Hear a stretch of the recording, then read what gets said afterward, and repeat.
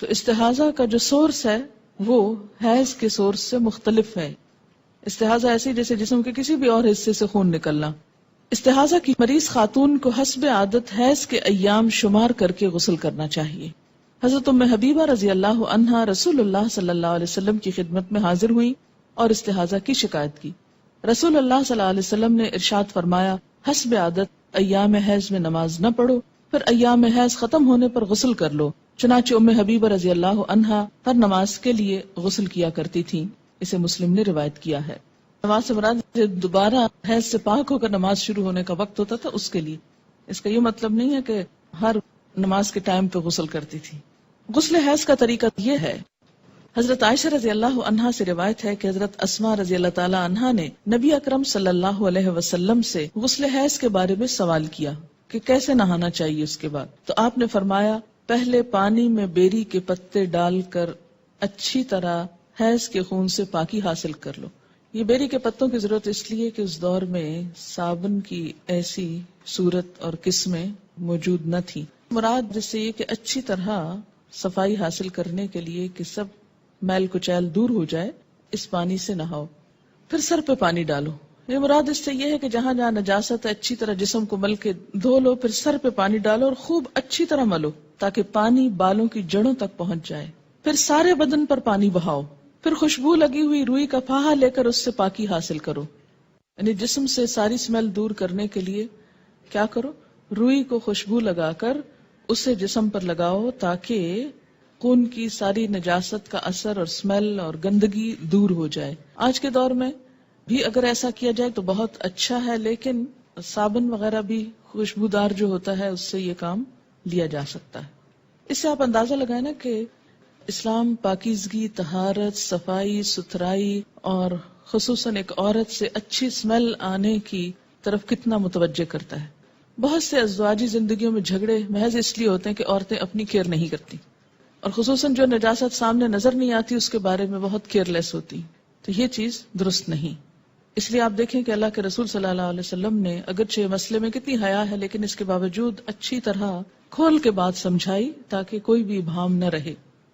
حضرت اسماء رضی اللہ تعالی عنہا نے عرض کیا روئی کے پاہے سے پاکی کس طرح، یعنی کاٹن بڈ سے کس طرح؟ آپ صلی اللہ علیہ وسلم نے فرمایا سبحان اللہ، پاکی حاصل کرو. یعنی اب آپ اس سے زیادہ اور کیا ڈیٹیل بتاتے؟ یعنی اٹس انڈرسٹوڈ کہ روئی کے اوپر خوشبو لگا کے جسم کے اس حصے پہ لگاؤ کہ جہاں نجاست کے اثرات رہے ہیں تاکہ وہ سب کچھ دور ہو جائے. حضرت عائشہ رضی اللہ عنہا نے آہستہ سے بتایا کہ حیض کی جگہ پر لگاؤ. پھر حضرت اسماء نے غسل جنابت کا سوال کیا تو آپ صلی اللہ علیہ وسلم نے فرمایا پہلے پانی سے اچھی طرح استنجا کرو، پھر سر پر اچھی طرح پانی ڈال کر ملنا چاہیے تاکہ پانی بالوں کی جڑوں تک پہنچ جائے، پھر پورے بدن پر پانی ڈالو. حضرت عائشہ رضی اللہ تعالی عنہا کہتی ہیں کہ انصار کی عورتیں بھی کیا خوب عورتیں ہیں کہ دین کی باتیں پوچھنے میں شرم محسوس نہیں کرتی. اسے مسلم نے روایت کیا. عورت کے سر کے بالوں کی جڑوں میں چوٹی کھولے بغیر پانی پہنچ سکے تو چوٹی کھولنا ضروری نہیں، لیکن اگر نہ پہنچ سکے تو کھولنا ضروری ہے، کیونکہ بعض ممالک میں خواتین کے بال مثلا افریقن کنٹریز میں آپ نے دیکھا ہوگا اتنے تھک ہوتے ہیں کہ آسانی سے انگلی ان میں سے نہیں گزرتی، اور بعض چوٹیاں اس طرح جیسے ہمارے ہاں فرنٹیئر کے علاقے میں اتنی باریک باریک بالوں سے بنائی ہوئی ہوتی ہیں اور ان کو آپس میں پھر ان کے ڈیزائن بنے ہوئے ہوتے ہیں، اور بعض اوقات وہ اس طرح چپکا بھی دی جاتی ہیں کہ جس سے سکن تک پانی ڈائریکٹ نہیں پہنچ سکتا. تو ایسی صورت میں پھر ان مینڈیوں کو کھول دینا چاہیے. ام سلمہ رضی اللہ عنہا کہتی ہیں کہ میں نے عرض کیا یا رسول اللہ صلی اللہ علیہ وسلم میں اپنے سر پر چوٹی باندھتی ہوں، کیا غسل جنابت کے لیے کھول دیا کروں؟ آپ نے فرمایا نہیں، سر پر 3 لب پانی ڈال لینا کافی ہے اور اس کے بعد سارے بدن پر پانی بہا کر پاک ہو سکتی ہو. اسے مسلم نے روایت کیا ہے. حضرت عائشہ رضی اللہ تعالی عنہا سے روایت ہے کہ جب وہ غسل حیض کرنے لگی تو آپ صلی اللہ علیہ وسلم نے فرمایا اپنے بال کھول لو اور غسل کرو. اسے ابن ماجہ نے روایت کی ہے. ینگ تھی، ان کے بال ہو سکتا بہت تھک ہو. حضرت ام سلمہ ایجڈ تھی، 4 بچوں کی ماں تھی، بال ایک ایک بچے کے بعد جھڑتے گئے اور ہلکے ہو گئے، اس لیے ان کے لیے کافی تھا کہ وہ پانی ڈال لیں. لیکن حضرت عائشہ کو آپ نے کچھ اور بتایا اس لیے کہ ان کے بال تھک ہوں گے.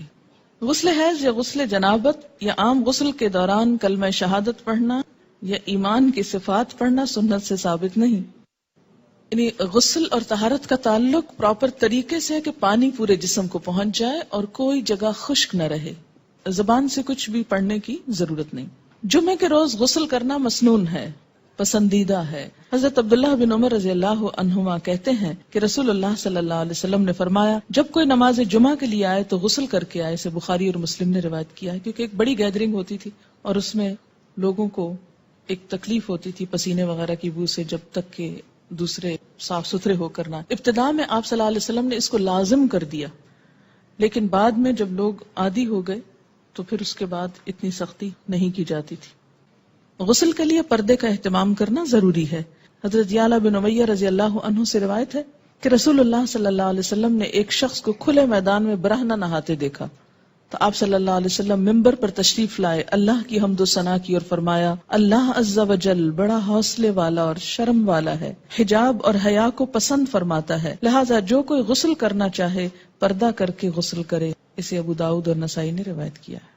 اسی لیے اجتماعی حمام جس میں بہت سارے لوگ مل جل کر نہائیں یا سوئمنگ کریں یا پھر کسی بھی سی سائڈ پر بکنیز پہن کر اچھل کود کریں تو یہ درست نہیں. عورت کے لیے کسی دوسری عورت کو اور مرد کے لیے کسی دوسرے مرد کو غسل کرتے ہوئے دیکھنا منع ہے.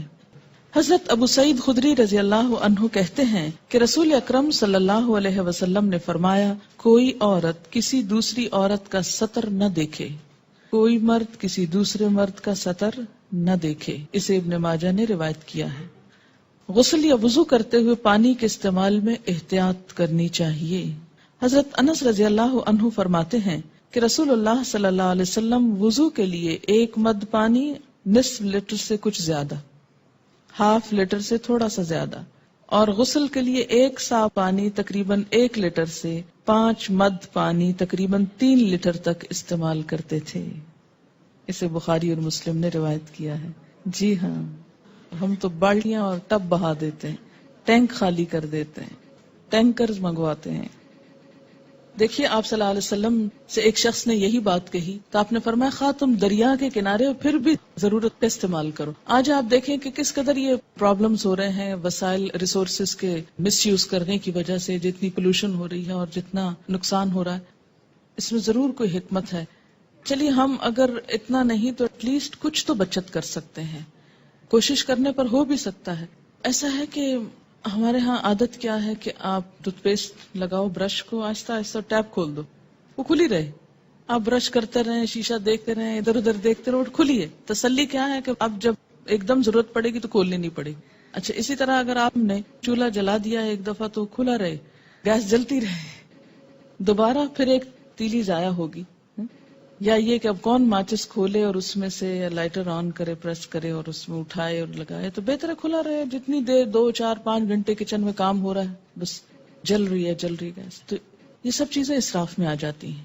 ایسا کرنا جو ہے وہ دوسرے انسانوں کے حق کو مارنا ہے. پھر اسی طرح باتھ روم میں کوئی نہیں، بس بجلی جلتی رہے، اس لیے کہ پھر کبھی جانا پڑا تو پھر کون بٹن آن کرے گا. تو اس سے آپ دیکھیں کہ بے وجہ ایک تو بل پے کرتے ہیں آپ، دوسری بات یہ ہے کہ ریسورسز ضائع ہوتے ہیں. ہمارے ملک میں پہلے ہی بجلی کی کمی ہے، بہت سے گاؤں دیہات وغیرہ کو بجلی کیوں نہیں مل رہی؟ اس لیے کہ بجلی ہے نہیں. اسی طرح بعض اوقات لوڈ شیڈنگ ہو جاتی. کیوں کرنی پڑتی ہے لوڈ شیڈنگ؟ اس لیے کہ ہم احتیاط سے استعمال نہیں کرتے. تو ہر چیز اپنی ضرورت اور حد کے اندر ہو تو وہی بہتر ہے. مسنون طریقے سے غسل کرنے کے بعد وضو کی ضرورت باقی نہیں رہتی. حضرت عائشہ رضی اللہ عنہا فرماتی ہیں کہ رسول اللہ صلی اللہ علیہ وسلم غسل کے بعد وضو نہیں کیا کرتے تھے، کیونکہ غسل شروع ہونے سے پہلے سب کچھ استنجا بھی کر لیتے، وضو بھی کر لیتے اور پھر صرف پانی بہاتے تھے. اسے ابو داؤد، ترمذی، ابن ماجہ، نسائی اور حاکم نے روایت کیا. اس سے کیا پتہ چلتا ہے کہ انسان اس کے بعد اگر نماز پڑھنا چاہے تو نماز بھی پڑھ سکتا ہے. ہمارے ہاں تو یہ تصور ہے کہ سر سے دوپٹہ اترا تو وضو ٹوٹ جائے گا، یا یہ ہے کہ اگر کپڑے چینج کیے تو وضو ٹوٹ جائے گا. تو کپڑے چینج کرنے سے اور سر کے دوپٹہ اترنے سے وضو نہیں جاتا، اور اس کے لیے یہی دلیل ہے. جی پسندیدہ یہی ہے کہ ہر کام میں دایاں طرف استعمال کیا جائے. اسی طرح نہاتے وقت اگر جیسے بازو پہ صابن لگا رہے ہیں تو پہلے رائٹ سائڈ پہ لگائیے، ہاں پھر دوسری طرف آ جائے. لیکن یہ بھی ہو سکتا ہے نا کہ پہلے اگر ہاف اوپر والے کو اگر آپ پہلے دائیں اور پھر بائیں پہ کر لیا، پھر دائیں ٹانگ اور بائیں اس پہ کر لیا، یا سارا اوپر سے نیچے تک رائٹ پہلے کر لیں پھر پورا لیفٹ کر لیں، تو جیسے بھی آسانی ہو. ایک بات یاد رکھیے، اس میں بڑی آسانی رہے گی آپ سب کو کہ ناپاکی 2 طرح کی ہوتی ہے، جنابت، اور اسی میں جنابت کی 2 بڑی وجوہات ہیں. انٹرکورس اور احتلام، یہ جنابت میں آ جاتی ہیں دونوں چیزیں، ٹھیک ہے، یہ غسل کو واجب کرتی ہیں. اور دوسری بڑی ناپاکی کیا ہے؟ حیض. ان دونوں کے بعد، یعنی جنابت اور حیض دونوں کے بعد نہانا فرض ہے، لازم ہے، الا یہ کہ کوئی بیمار ہو. اس صورت میں کیا ہے؟ تیمم ہے. واضح. جمعے کے دن نہانا مسنون ہے، مسلمان ہونے کے بعد نہانا واجب ہے، مردے کو غسل دینے کے بعد نہانا مستحب ہے. عام طور پر پاکیزگی اور صفائی ستھرائی کے لیے نہانا بھی مستحب ہے، اچھا ہے، انسان کی کیفیت زیادہ بہتر ہوتی ہے بنسبت اس کے کہ انسان میلا کچیلا رہے. اب جو فرض غسل ہے، کون کون سا؟ جنابت اور حیض دونوں کا فرض غسل. اس میں آپ دیکھیے کہ پھر 2-3 چیزیں لازم ہیں. ایک یہ ہے کہ وضو کی طرح کا وضو ہو. وضو سے مراد کیا ہے؟ کلی اور ناک میں پانی ڈالنا، باقی تو سارا آپ دھو ہی لیتے ہیں. اگر آپ وضو نہیں کریں گے، کلی اور ناک میں پانی نہیں ڈالیں گے، تو آپ کا پاک ہونے کا غسل نہیں ہوگا. اور دوسری بڑی شرط کیا ہے؟ سارے جسم پہ پانی بہانا، کہ ایک بال جتنی جگہ بھی خشک نہ رہے. اگر آپ نے آٹا گوندا ہے اور آٹا آپ کے ہاتھوں کے ساتھ سوکھ کے اندر کو ناخنوں میں لگ گیا ہے اور وہ نہیں آپ نے اتارا اور آپ نہا چکے، تو اس سے آپ کا غسل نہیں ہوتا. اگر جنابت، احتلام، حیض و نفاس ان تمام طریقوں سے پاکی حاصل کرنے کے لیے ایک ہی طرح کا غسل کیا جائے گا، تینوں کا طریقہ الگ الگ ہے، ایک ہی طرح کا غسل ہے. کیا دوران حیض نہانا منع ہے؟ کوئی منع نہیں ہے. ڈیورنگ پیریڈز نہا سکتے ہیں. It depends. بعض لوگوں کو نہانے سے تکلیف ہوتی ہے، بعض کو نہانا زیادہ اچھا رہتا ہے. اپنی اپنی عادت کے مطابق کر لیجیے. عورتوں اور مردوں کے غسل کرنے کے جو فرائض ہیں اس میں کوئی فرق نہیں.